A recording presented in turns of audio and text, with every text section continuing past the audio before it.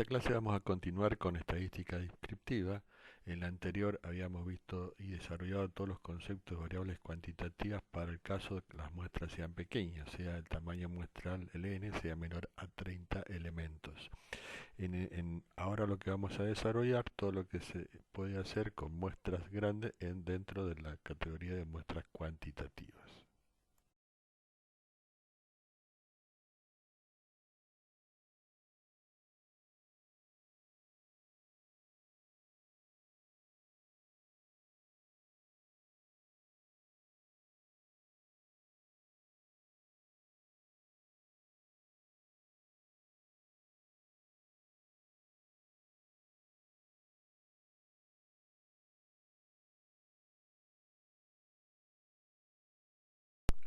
En variables cuantitativa discreta hemos hecho la representación tanto tabular como gráfica que podemos obtener.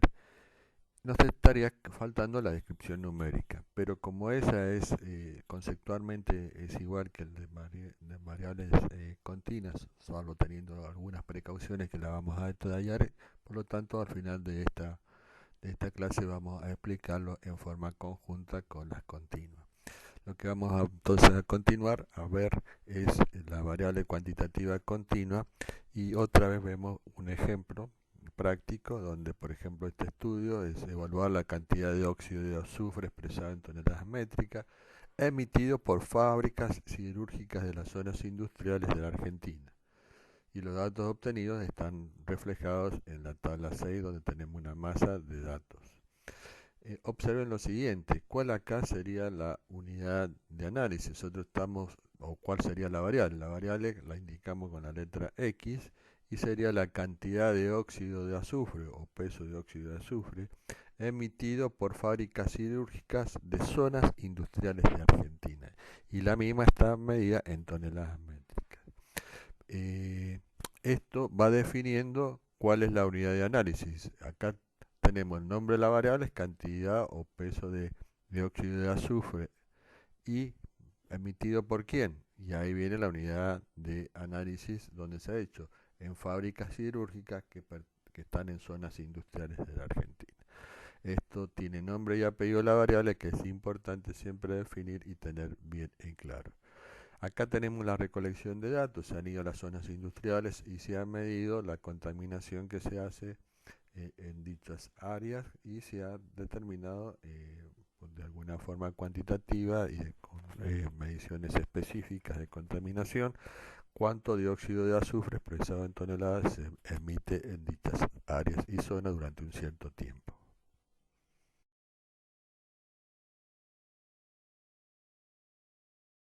Una vez que hemos definido la variable y realizado la captura de datos y registrado los mismos, vamos a ver cómo podemos organizarlos y clasificarlos. Tenemos una masa de datos y en este caso es una variable cuantitativa continua y está medida en una escala de razón.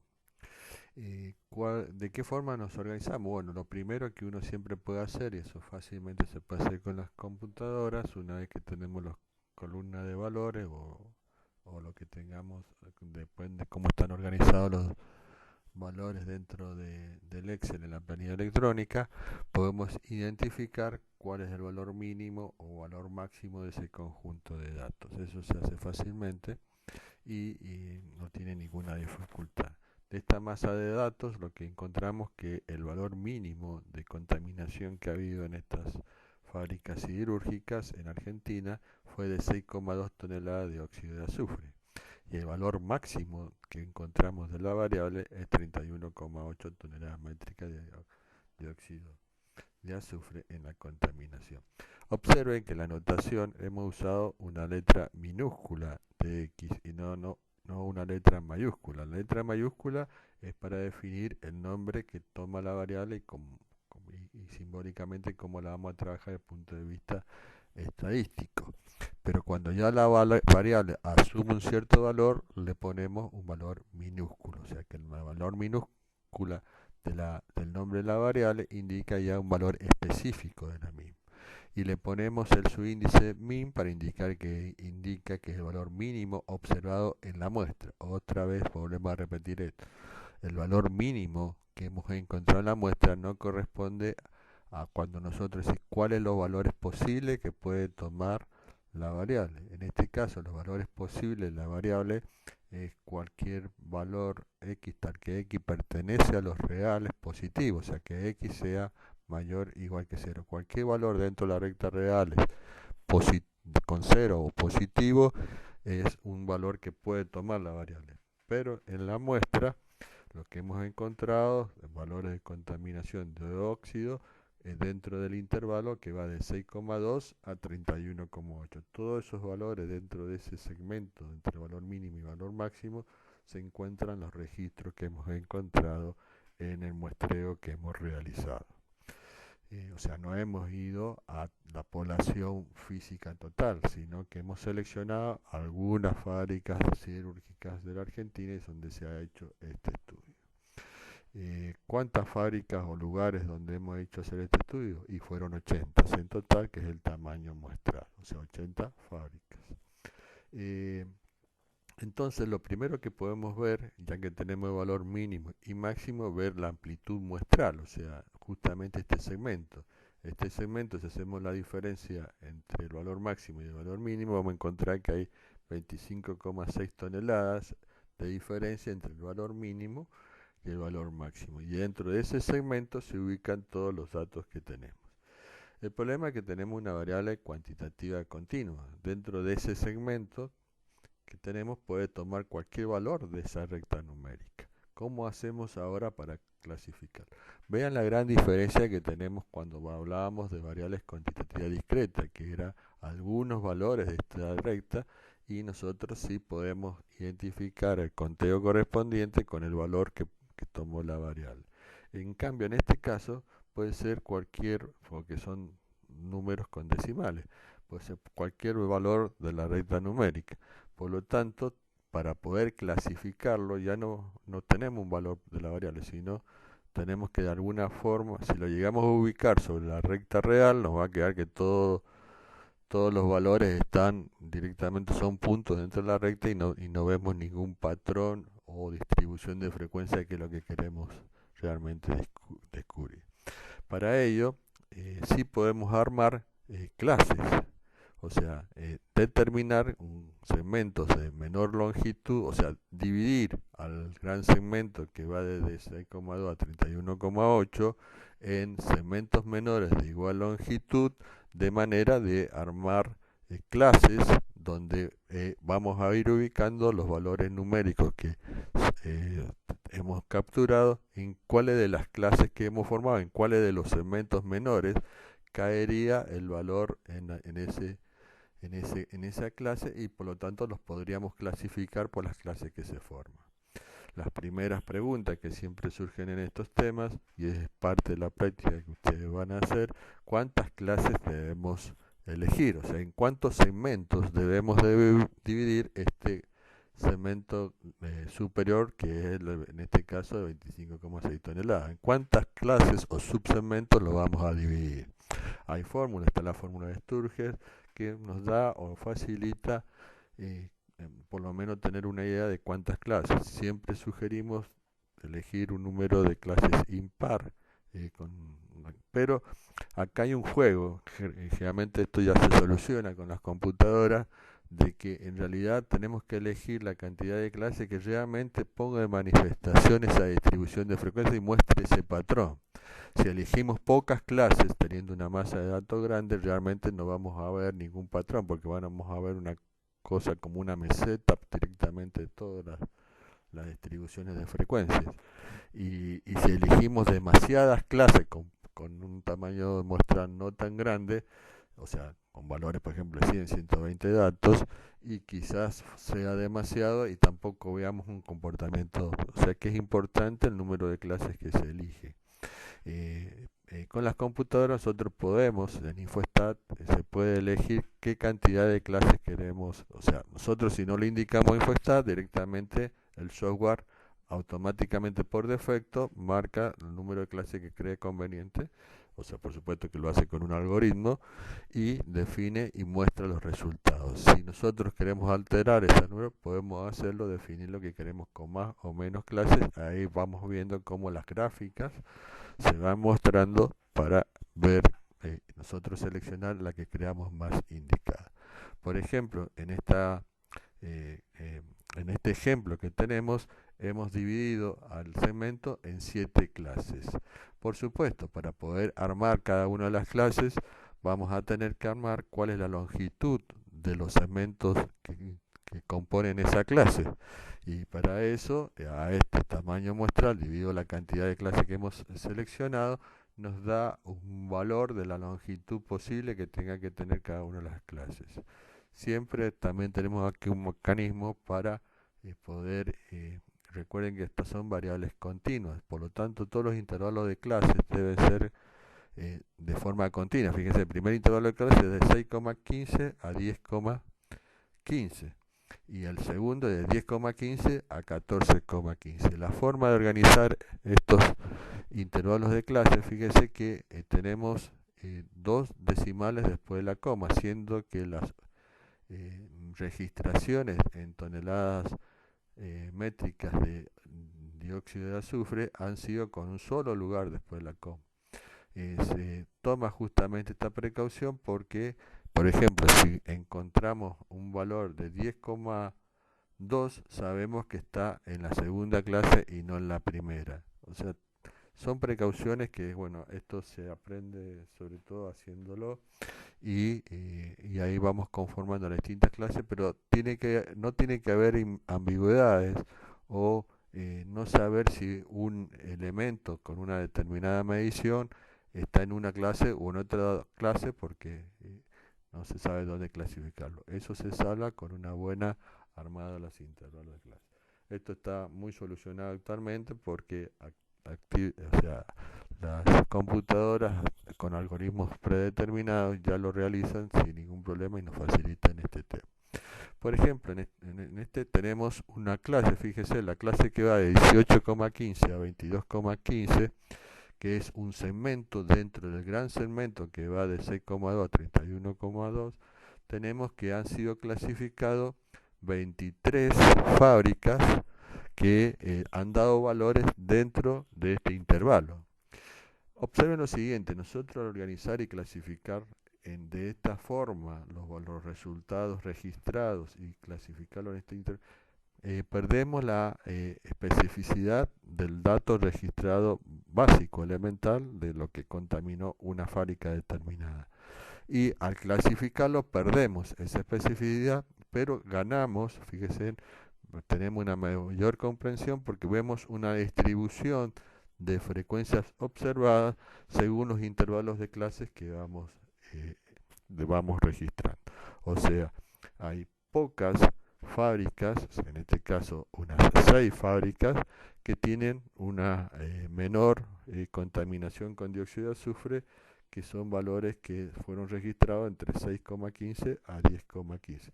Observen que el valor menor que encontramos en la muestra es 6,2.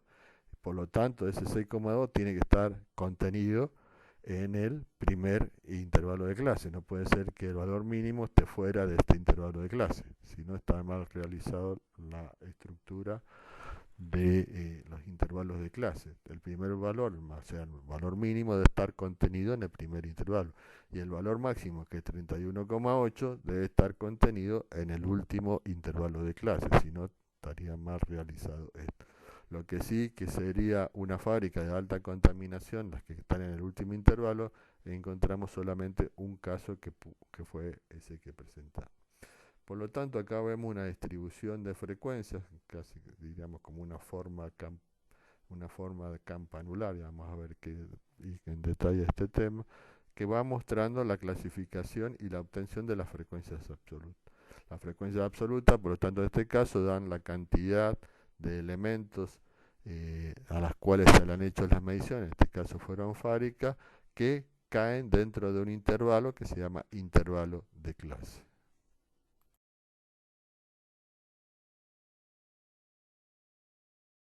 Una vez que tenemos clasificadas todas las mediciones en los intervalos de clase que hemos formado, podemos sí construir finalmente la llamada tabla de distribución de frecuencias para variables cuantitativas continuas.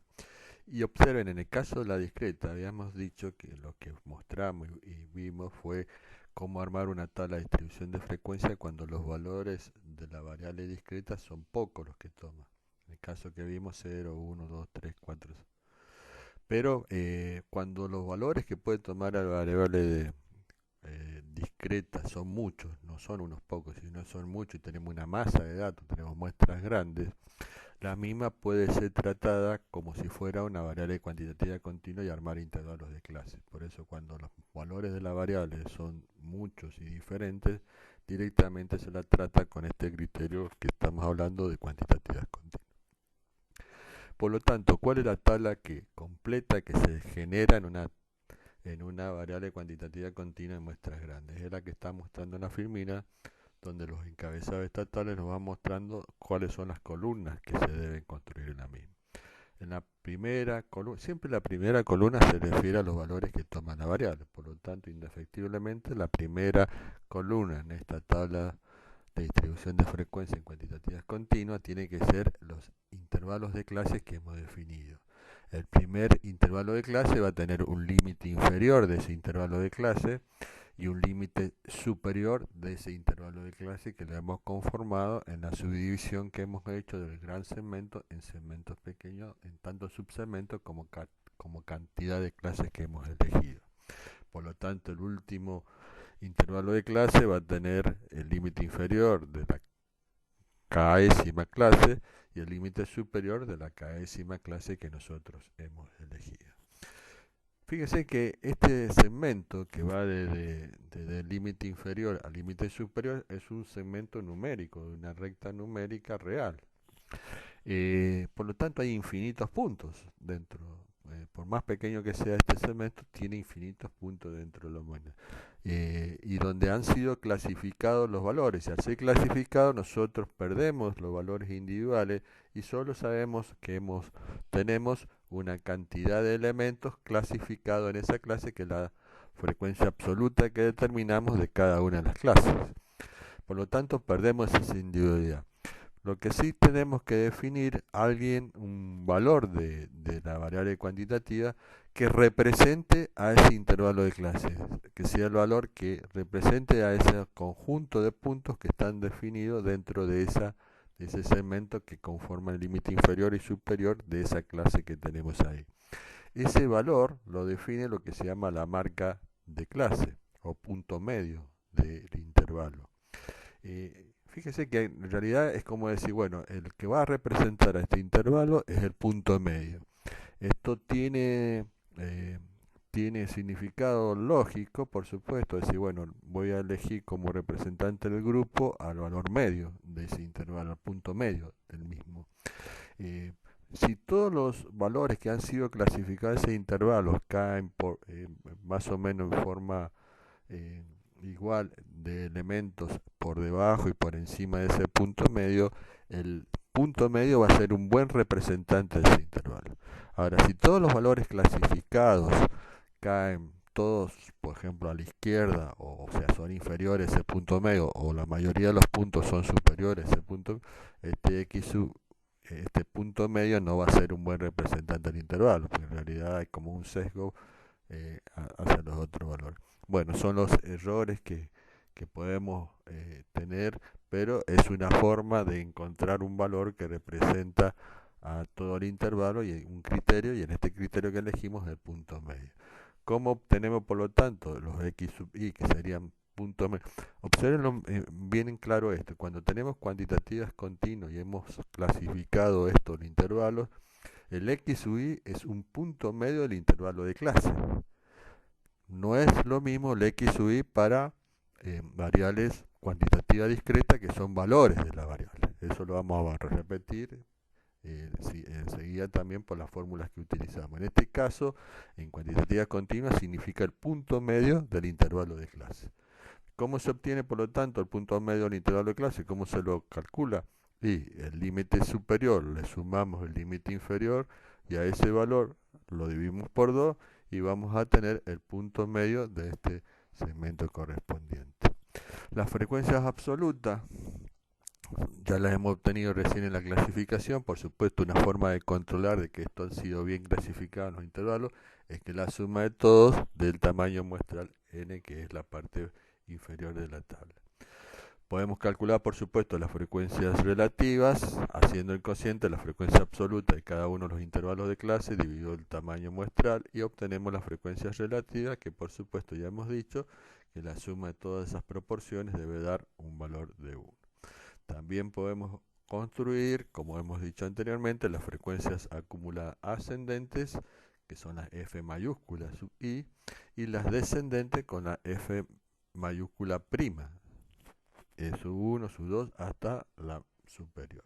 Fíjense que no sumamos ni calculamos en el parte inferior los totales, pero tiene sentido. Lo que sí vamos a controlar es que la ascendente, la primera frecuencia, corresponde con la frecuencia absoluta, y la frecuencia acumulada descendente va a ser el n, que es el tamaño muestral de todo. Esos son controles que debemos hacer para que los cálculos estén bien hechos. Esto es la tabla que se debe obtener en la distribución de frecuencia en el caso de una variable cuantitativa continua de muestras grandes. Vuelvo a repetir, de muestras grandes. Nosotros debemos saber cómo se construye y cómo construir una tabla de este tipo, y también, ya que sabemos construirla, saber cómo se lee la misma, porque es la información que nos interesa luego explicar y interpretar.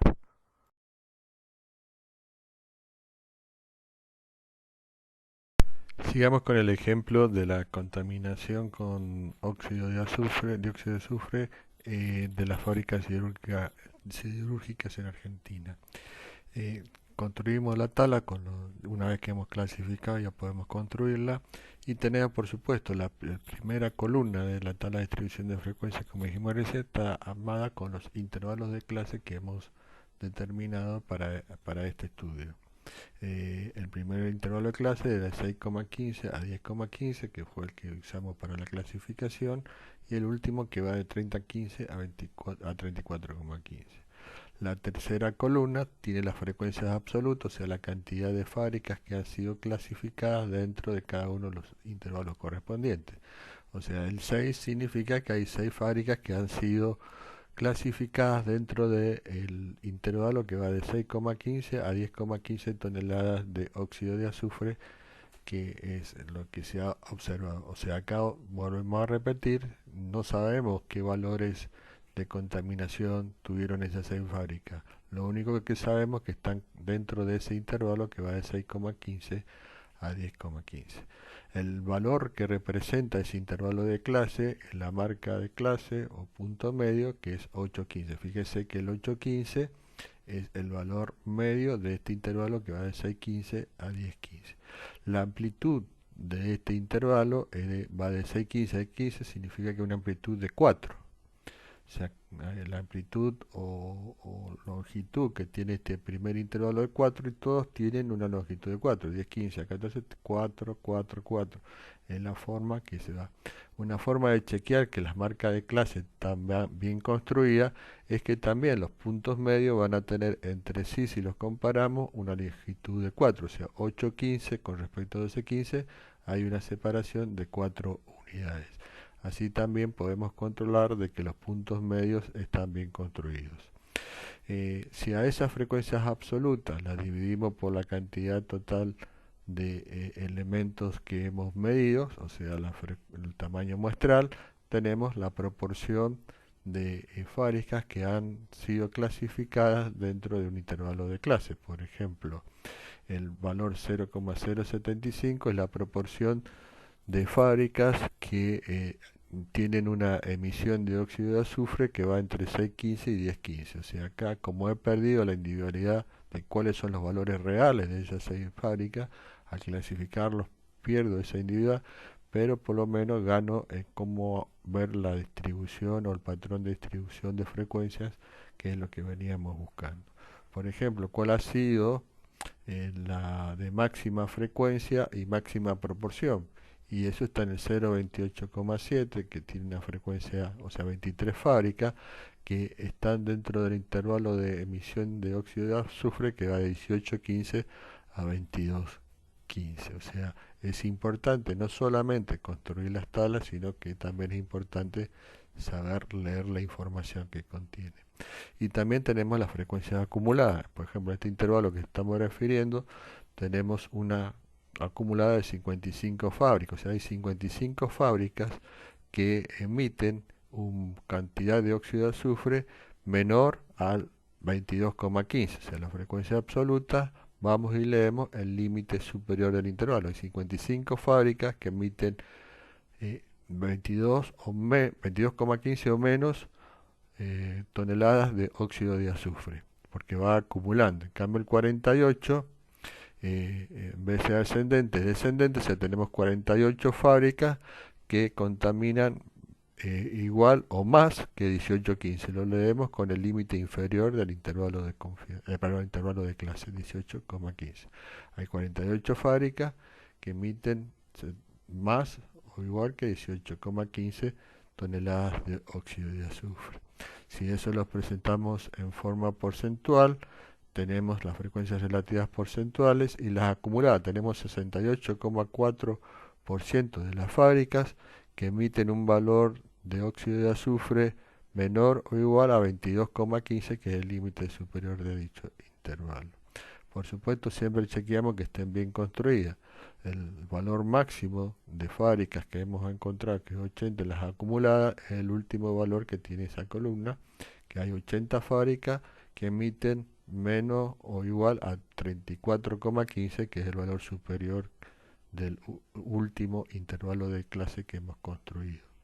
Y hay una sola fábrica que emite un valor de óxido de azufre en tonelada mayor o igual que 30,15. Por supuesto que ahí está contenido el valor máximo de los datos que hemos medido para poder luego construirlos.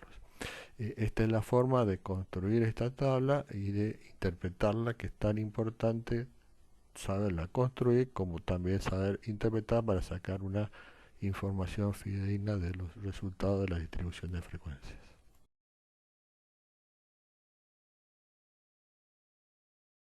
Representados tabularmente de las variables cuantitativas continuas de muestras grandes.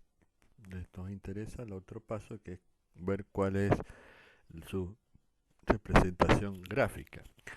Uno de los gráficos que podemos hacer, vamos a ver que acá tenemos muchos datos en una escala de medición alta, por lo tanto podemos hacer muchas cosas con estas variables.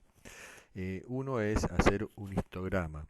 O sea, los histogramas son como bastones que se hacen, fíjese que a diferencia de las variables cualitativas que hacíamos diagramas de barra, acá estos son bastones que también serían como barra, pero en vez de estar separadas, están pegadas. ¿Por qué? Porque la variable es cuantitativa continua, por lo tanto no hay separaciones dentro de la recta de los intervalos de clase que nosotros hemos ido definiendo. Fíjense que el primer bastón tiene como límite inferior el 6,15, que es el primer intervalo de clase que nosotros hemos definido. Y el último valor que tiene el último bastón es 30,15, que corresponde con el último intervalo de clase. Por lo tanto, la altura que se van elevando estos bastones tienen su correlato o se extrae de la tabla que hemos obtenido anteriormente. Podemos usar en ordenadas valores de frecuencias absolutas, como en este caso frecuencias relativas. Recuerden que en el gráfico debemos colocar de qué se tratan los ejes. Acá tenemos en el eje de abscisa, por supuesto, los valores de la variable, que es óxido de azufre medida en toneladas. Y en ordenadas tenemos que colocar si usamos frecuencias absolutas o frecuencias relativas. O sea, con las columnas de la frecuencia relativa hemos podido construir este histograma. Por lo tanto, directamente miramos proporciones. Fíjese que en este caso, ya que está esta gráfica mostrando acá, se ve un poco desproporcionado justamente este eje de ordenadas, que quizás para una mejor vista nosotros podríamos, en Infostat se puede hacer perfectamente, darle un corte a esta eje de ordenada y decir que sea como valor máximo que obtenga ese gráfico en ese eje sea de 0,4. Entonces tendríamos quizás una mejor imagen y no tener un eje tan alto como se está observando acá. Eso es importante porque ahora la tecnología nos permite hacer todas estas cuestiones. Tampoco a veces los valores de la variable, por ejemplo, si el valor mínimo hubiera sido 58, no vamos a tener todo un espacio libre desde el 0 hasta el 58, porque tendríamos un gráfico en un extremo y todo un vacío, y eso no tiene sentido. Siempre hay que dar una buena presentación de que sea fácilmente entendible. De hecho, fíjese que este eje no empieza en un 0, sino que empieza con un valor mínimo 2,15. O sea que cuando se hizo este gráfico se puso que el valor mínimo era 2,15 y no al 0 corresponde. Todo eso tenemos que tener bien presente cuando se construye. Por lo tanto, acá vemos que hay una cierta distribución de la frecuencia. ¿Cómo se distribuyen las frecuencias? A medida que los valores son crecientes en el eje de las abscisas, los valores de contaminación de óxido de azufre, y vemos que va creciendo la frecuencia y el máximo de fábricas encontradas estarían justamente en este intervalo que va de 18,15 a 22,15, y luego que tenemos pocas fábricas en una contaminación de 30,15 y 34,15. Por lo tanto, acá nos estamos viendo una distribución de cómo han sido las frecuencias encontradas, o sea, la cantidad de fábricas que han sido encontradas según la contaminación que ha sido evaluada. Por ejemplo, esto sería muy claro. Esto puede ser evaluado para un conocimiento de estas contaminaciones y luego se aplican reglas o leyes o correcciones de saneamiento ambiental, ver con el tiempo si esto se corrige. Si esta distribución pasa a ser valores menores con un máximo quizá en valores muy pocos de contaminación, vemos que las acciones correctivas han sido positivas. Sin embargo, si nos llega a dar un histograma igual o un histograma con valores mayores de frecuencias en valores superiores a la variable, vemos que al revés, en vez de corregir, se ha aumentado la contaminación. Por lo tanto, estos estudios descriptivos son muy útiles, sobre todo para la toma de decisiones.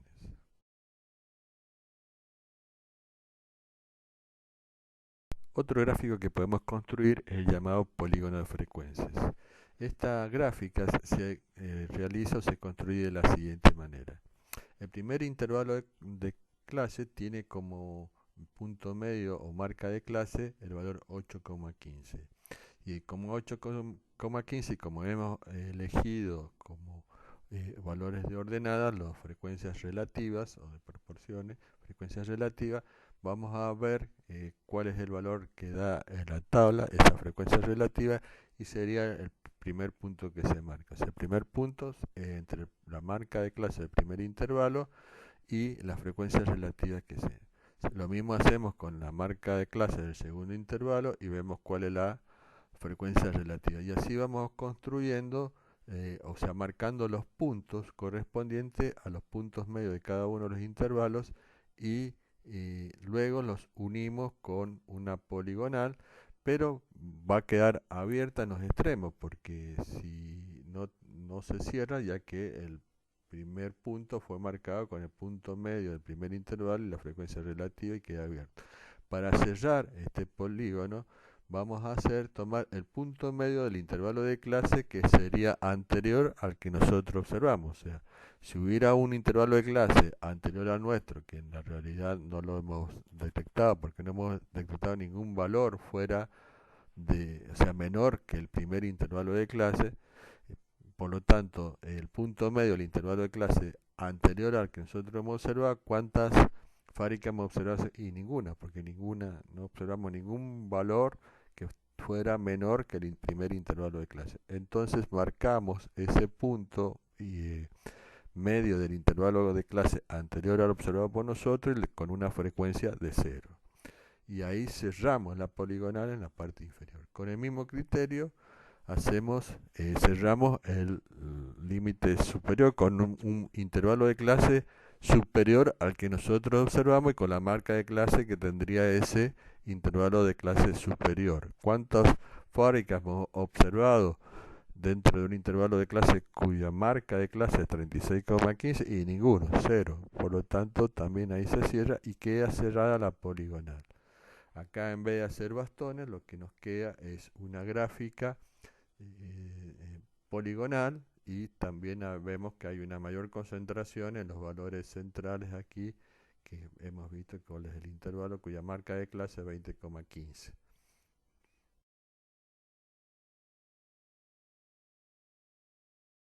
Si queremos graficar la información que hemos obtenido en las frecuencias acumuladas ascendentes o descendentes, podemos construir lo que se llaman los polígonos de frecuencias acumuladas, o también llamada ojivas, en las cuales vamos a ver que de acuerdo a qué columna utilizamos, si utilizamos las frecuencias acumuladas ascendentes, o menor que se llama, eso de menor que es porque justamente la forma de interpretarlo, menor que el límite superior del intervalo, o las frecuencias, el polígono de frecuencias acumuladas descendentes, que sería mayor que, ¿por qué? Porque es mayor que el límite inferior del intervalo de frecuencia. ¿Y cómo lo construimos? Por ejemplo, el de color verde, que se indicaría las frecuencias acumuladas ascendentes, nosotros tendríamos que para el primer límite inferior de, perdón, para frecuencias acumuladas ascendentes encontramos un cierto valor que sería la cantidad que por supuesto coincide con el número 6, que serían las acumuladas hasta el límite superior del intervalo, que era 10,15. Los mismos criterios, el intervalo del último, que era 30,15, la acumulada hasta ahí era 80 fábricas que hemos encontrado que emiten menos de 30,15 de dióxido de azufre. Por lo tanto, ahí va dando punto, y para cerrar estos poligonal de puntos que marcan una curva ascendente en forma de ojiva, por eso es que se llama ojivas también. Para cerrarlo, lo cerramos con el límite superior del intervalo de clase anterior al que nosotros hemos medido, que no hemos encontrado ninguno, que es 6,15. El 6,15 en realidad sería el límite inferior del primer intervalo que nosotros hemos construido, que sería el superior del anterior, por eso coincide con ese valor. Por lo tanto, si las unimos, vamos a tener esta curva ascendente. ¿Cómo se leería este, este, este gráfico? Y bueno, nosotros si entramos por los valores de abscisa, vamos a subir hasta cortar el valor de la gráfica, y ahí buscamos sobre ordenadas cuántas fábricas tendríamos de que contaminan con esos valores de emisión de azufre. Esa es la forma de interpretar estas gráficas. Con el mismo criterio, si construimos la de descendentes, vamos a tener en vez de una curva ascendente, una curva descendente. Y por supuesto cerrar el último valor con el valor 0, que sería el último valor que tenemos. Si están bien construidos tanto el ascendente y descendente, el valor de cruce de ambas curvas y buscamos el valor de variable que corresponde, vamos a encontrar que es el valor de la mediana. O sea, el valor de la mediana, recuerden ustedes que lo vamos a ver enseguida también, es el valor de la variable que me deja el 50% de los valores por debajo y el 50% de los valores por encima. Fíjense que el valor numérico de la mediana en este caso, si buscamos en ordenadas, es el valor 40, porque es el 50%, o sea, la mitad de los 80 fábricas que hemos observado. Y ese valor está en este punto de la recta, que es lo que vamos a determinar cuantitativamente bien también nosotros. O sea que el cruce de esas dos curvas coinciden con el valor de la mediana.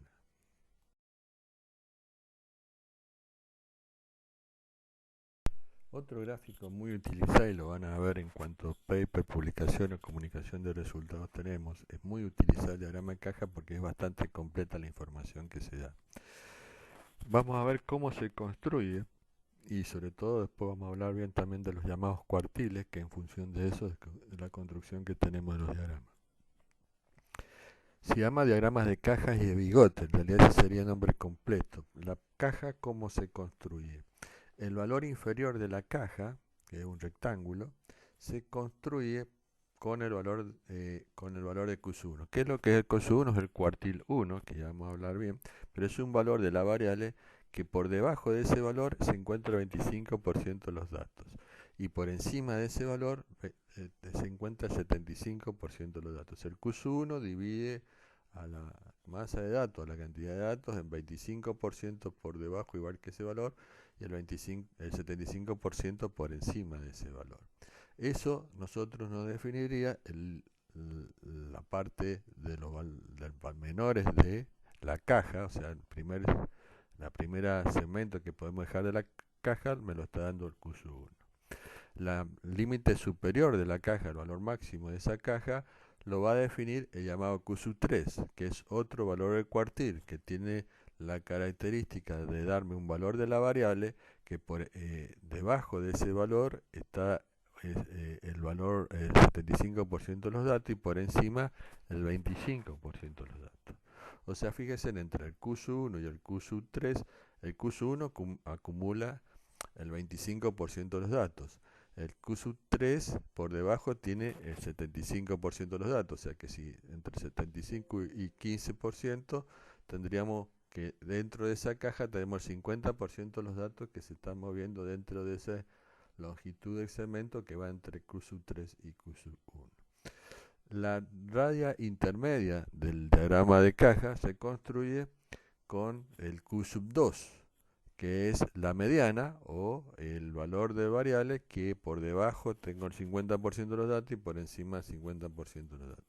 O sea que esa caja está limitada por la parte inferior por el Q1, por la parte superior por el Q3, y la raya que tiene en el medio, o la línea que tiene, perdón, en el medio, es de el Q2, que es la mediana. A veces en algunos software, o directamente a veces no lo trae, pero lo podemos pedir, que marque el valor de la media, que es el puntito que aparece en la gráfica. El gráfico, punto, cruz, lo que sea esté definido, está marcando que el valor de la media, que a veces puede coincidir con la mediana y a veces no. La media, por supuesto, es el promedio de los datos. Bien, de esa forma hemos construido la caja. ¿Cómo construimos los bigotes? Y acá vamos a ver enseguida que una de las medidas que tomamos es el recorrido intercuartílico. ¿Qué es el recorrido intercuartílico? La diferencia entre Q3 y Q1. Si del límite inferior de Q1 medimos hacia la izquierda, o sea, hacia valores menores de la variable, un segmento de 1,5 de recorrido intercuartílico, o sea, la longitud del recorrido intercuartílico, la diferencia entre Q3 y Q1. Esa longitud la multiplicamos por 1,5 y la tomamos y trazamos una línea que está acá punteada por debajo del valor mínimo de la caja, que es el Q1, y ahí trazamos la línea de puntos. Con el mismo criterio, a partir del Q3 hacia los valores superiores, trazamos esta línea de puntos que indica el límite que vamos a ver qué información nos trae. Por lo tanto, marcamos esas líneas punteadas. Después vamos y buscamos el valor mínimo y máximo encontrado en la muestra. Y ese puede ser que esos valores que van a formar el llamado bigote caiga antes de la línea punteada. Si cae dentro de la línea punteada, se traza el valor mínimo y se une y se construye el bigote. Si en los valores superiores también el valor máximo encontrado en la muestra cae por debajo de la primera línea, vamos a directamente construir los bigotes y nos queda construido la caja y los bigotes correspondientes. Observen que la gráfica, los valores por supuesto se leen, es el eje numérico donde tienen los valores de la variable, que en este caso es la emisión de dióxido de azufre, y se construye esto. Puede ser que, ¿qué pasa si el valor máximo o el valor mínimo está por encima de estas líneas que se construyen? Esa línea punteada que se construye. Entonces tenemos valores atípicos o extremos, y los cuales lo vamos a marcar con una cruz o otro símbolo para indicar que estamos fuera de 1,5 del recorrido intercuartílico. Si nosotros en vez de marcar 1,5 recorrido intercuartílico marcamos 3 recorridos intercuartílicos a los valores superiores y 3 para la cuestión, y hay puntos que superan esa segunda línea, tenemos valores muy atípicos o extremos que se llama, y también los podemos marcar. O sea que estas gráficas rápidamente nos estaba marcando valores que son muy raros o que son muy diferentes con respecto a la masa de puntos que la está marcando la caja, que marca el 50% de los datos. Los bigotes, en el caso de que tenemos estos valores atípicos o fuera de estas líneas, ¿cómo construimos los bigotes? Y bueno, si tenemos un valor fuera de esta línea superior, vamos al segundo valor más grande que tenemos, y si ya cae antes de la línea, directamente ahí se construye el bigote correspondiente. Lo mismo pasa para el bigote de los valores inferiores. Si también tenemos otro valor muy atípico, se va al tercero, o sea, el ante penúltimo valor superior que tenemos, y construimos los bigotes correspondientes. O sea que en las cajas vamos a ver cuándo podemos encontrar valores atípicos o valores extremos, y es muy importante en el análisis exploratorio de los datos, porque puede ser que nosotros hayamos cometido un error en la inscripción o registración. En vez de poner un 2,8 pusimos un 28, lo cual daría un valor totalmente diferente del grupo de datos, y con estos diagramas rápidamente lo detectamos y vamos a ver por qué ese valor es tan diferente al otro grupo. Esto es importante para lo que se llama depuración de datos.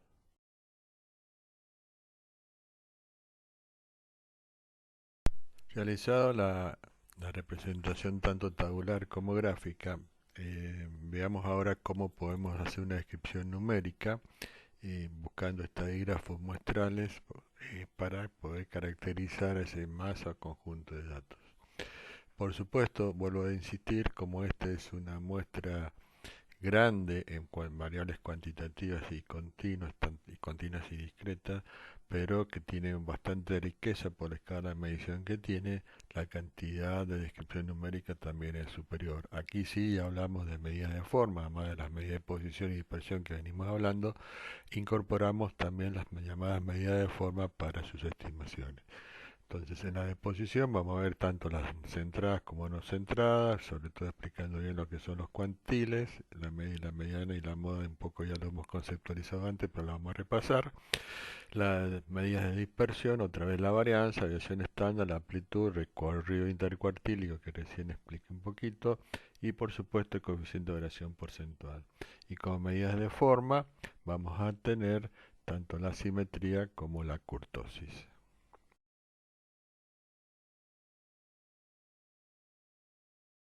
Medidas de posición en muestras grandes, otra vez tenemos la media, pero acá vamos a hacer una distinción que es muy importante para poder obtener los estadígrafos correspondientes. Los datos, podemos tener datos no agrupados, o sea, son los datos en tablas primarias, o sea, los hemos registrado y colocado en la computadora, y puede ser que los datos ya se encuentran agrupados. O sea, ¿qué significa datos agrupados? Que han sido clasificados y tenemos la tabla de distribución de frecuencia con los intervalos de clase, la marca de clase y las frecuencias absolutas o relativas y acumuladas correspondientes. Por lo tanto, están agrupados en clase, perdiendo la especificidad propia de cada uno de los valores que realmente han sido medidos.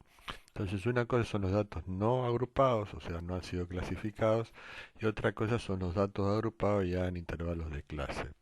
Generalmente las computadoras, por supuesto, trabajan con datos no agrupados, o sea, con una masa de puntos, y ahí a partir de ahí calculan y evalúan los distintos estadígrafos que uno lo va solicitando. Pero podemos nosotros encontrarnos con lo que son los datos agrupados y cómo en ese caso vamos a poder calcular los estadígrafos que queremos.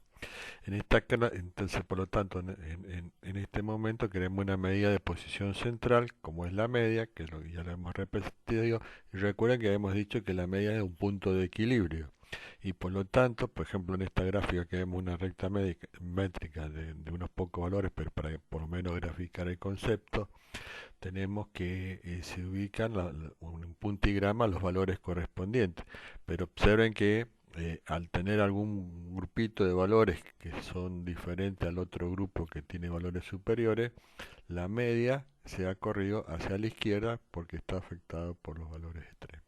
Ese concepto siempre es importante que lo tengan claro, porque es muy importante con la información que se recabe.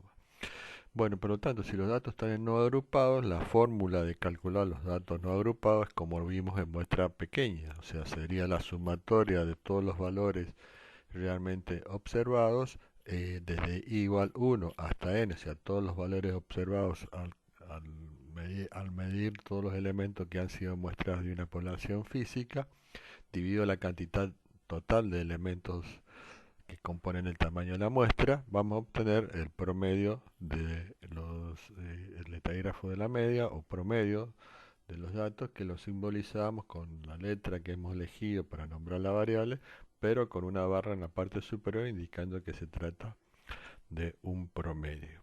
En este caso es X mayúscula para indicar más o menos que el estimador de del parámetro mide X, que sería el poblacional, y cuando ya calculamos un valor, tomamos un valor específico y sería una X minúscula barra que indicaría un valor específico de la variable. Eso para un poco ir familiarizándonos con la notación que necesitamos para que nos entendamos en las escrituras que hacemos.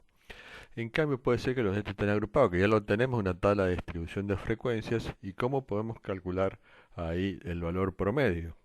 Fíjense que en la fórmula se grafica, se manifiesta la forma de calcular la media. Fíjense que en el numerador tenemos la suma desde i igual 1 hasta acá, siendo acá la cantidad de clases que nosotros hemos conformado la tabla de distribución de frecuencias en variables cuantitativas continuas, muestras grandes. Entonces, tenemos k clases, por lo tanto, de cada clase tenemos el x sub i. En este caso, el x sub i no son valores de variables, sino que es el punto medio, la marca de clase que representa el intervalo de clase que estamos refiriendo. O sea, el x sub 1 sería la marca de clase del primer intervalo de clase, de x sub 2 hasta x sub k, que sería la marca o punto medio de la última intervalo de clase que hemos definido nosotros en la tabla. Por lo tanto, el valor representativo de ese intervalo se multiplica por la frecuencia observada, o sea, por la cantidad de elementos que se han clasificado en esa clase sub i. Observen lo siguiente, esto se llama ponderación, o sea, le está dando un peso al representante de ese intervalo en función de la cantidad de datos o elementos que han sido clasificados en ese intervalo. Si esa clase tiene una frecuencia absoluta alta, va a ponderar o va a pesar bastante ese valor de ese intervalo.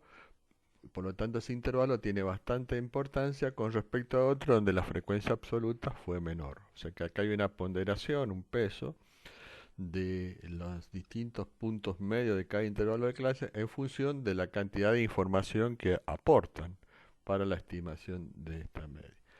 Y por lo tanto, ese producto, sumados todos la información que tiene cada uno de los intervalos, dividido n, que es el tamaño muestral, nos va a dar el valor de la media para datos agrupados.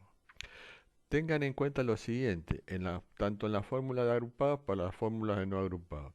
En la fórmula de no agrupados aparece x sub i, pero ahí el sub i indica un valor que ha sido medido de un elemento determinado de la muestra que hemos seleccionado. Son valores de medición del elemento que se ha muestreado. O sea, los x sub i, por eso el i acá varía desde 1 hasta n, porque hay n elementos que han sido muestreados, tengo n mediciones realizadas. El x sub i aquí indica la medición correspondiente al iésimo elemento medido.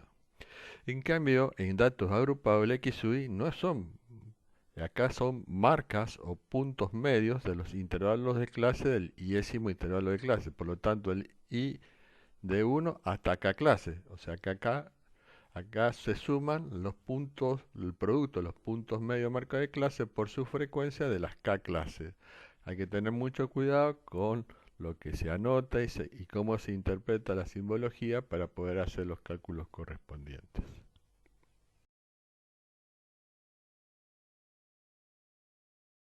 La medida de posición, por supuesto, es la mediana. Recuerden que el valor de la variable, que por debajo de ese valor está el 50% de los datos y por encima está el 50% de los datos superior a ese valor de la variable.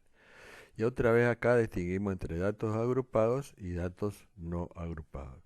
Los datos no agrupados los hemos visto nosotros en muestra pequeña y también recién lo vimos para variables de continuas discretas con pocos valores de las variables, cómo podíamos nosotros en una serie ordenada ubicar si la serie es impar, cómo buscar la posición del valor ordenado y buscar el valor correspondiente a la mediana, o si la serie tiene un número par de elementos, un n par, podemos encontrar cuál es la posición de los dos valores centrales ordenados en la serie y a eso sumarlo y dividir por 2 y ese es el valor de la mediana.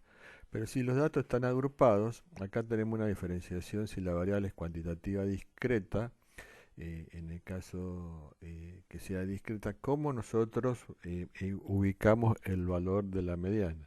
Por supuesto, como hicimos también en el caso de cualitativa, vamos con las frecuencias acumuladas y vemos cuál es el valor de frecuencia acumulada que supera o es igual a n sobre 2. O sea, supera, el primero que supera o al valor n sobre 2, vamos a encontrar la frecuencia acumulada y vamos a ir y buscar cuál es el valor de la variable, pues estamos en una variable cuantitativa discreta, cuál es el valor de la variable que le corresponde en la tabla y ese va a ser el valor de la mediana que le corresponde.